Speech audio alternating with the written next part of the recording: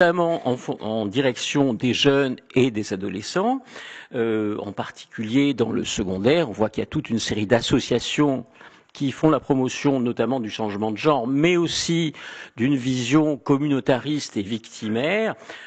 Pour le syndicat Sud Éducation, pour ne pas le nommer, propose effectivement que les enfants puissent changer de genre à l'école et surtout que les parents ne soient pas prévenus.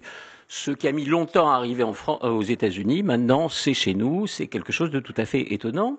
Alors, il est évident aussi que ce prosélytisme est justifié parce qu'il n'est pas si évident que ça de convertir des adultes compétents, si je puis dire, et il y a effectivement quelque chose de très étonnant dans cette volonté prosélyte. Et on voit que les jeunes sortis de nos universités et convertis dans les universités sont maintenant professeurs, la génération des boomers, la génération ONI des boomers est en train de laisser la place. Et effectivement, je pense qu'il y a beaucoup de, je dirais pas de militantisme, de prosélytisme dans les écoles. Alors ça, c'est le premier point, c'est une vision du monde global.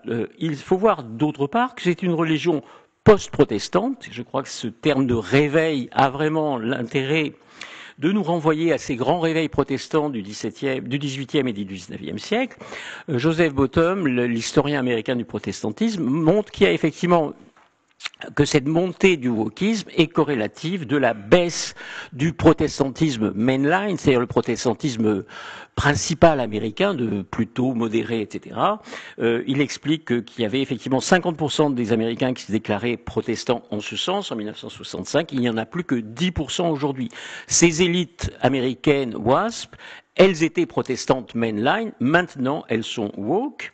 Ce que montre très bien Bottom et d'autres historiens du protestantisme américain, c'est qu'effectivement, depuis le début du XXe siècle, la question du péché n'est plus aux États-Unis une question individuelle, mais est devenue une question sociale. Le mal, il est dans la société et on peut guérir le mal dans la société.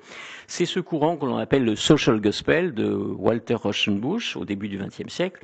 Comme il y a quelques philosophes dans la salle, je signale que c'est le grand-père de Rorty, ce qui est assez étonnant. Donc c'est une religion post-protestante, c'est une religion puritaine. Il s'agit de séparer les purs et les impurs, de séparer les bons et les méchants en fonction de leur comportement. Et l'essentiel, c'est effectivement que l'on fasse la confession de ses privilèges. De ce point de vue-là, cette volonté de poursuivre le mal et de le marquer d'une manière indélébile fait que beaucoup de collègues d'universitaires américains se rappellent effectivement de la lettre écarlate de Hawthorne, le grand livre de Hawthorne, la marque indélébile de la femme adultère. Là, aujourd'hui, la marque woke, la marque anti-woke, si vous voulez, est également indélébile. Si je suis considéré comme raciste, transphobe, etc., ça ne disparaîtra pas de sitôt parce qu'il y a la mémoire infinie des réseaux sociaux. Et effectivement, je comprends de ce point de vue-là que beaucoup de jeunes collègues m'écrivent, me disent « Je suis d'accord avec toi, mais tu comprends bien que je ne peux pas le dire parce que je ne suis pas titularisé, parce que j'ai besoin de crédit de recherche, parce que je veux que mes doctorants trouvent un job, etc. » Et effectivement, c'est quelque chose qui est assez fort et cette mort sociale qui nous est promise est quelque chose dont on ne se défait pas plus que de la marque de la lettre écarlate de Hawthorne. Par ailleurs, c'est une religion extrêmement pessimiste, alors ça rappelle les sermons terrifiants que je cite dans le livre de Jonathan Edwards lors du premier grand réveil, avec l'idée de la double prédestination. Il y a la promesse de ceux qui sont sauvés, mais il y a surtout la promesse de ceux qui sont damnés. L'enfer est à la porte et il faut se repentir dans des séances qui sont souvent très, très émotives, très, très spectaculaires, comme le sont les séances effectivement de militantisme woke. J'ajouterais aussi, et c'est là qu'on voit que c'est dans la continuité de la religion des élites américaines, que c'est une religion des élites blanches, des universités de l'Ivy League, des grandes universités américaines.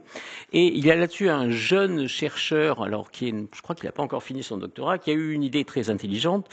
Il a parlé à ce propos de ses croyances, de ce qu'il appelait des croyances de luxe. Croyances de luxe, c'est-à-dire que pour affirmer, s'acheter des sacs Vuitton, tout le monde peut plus ou moins le faire si on économise beaucoup.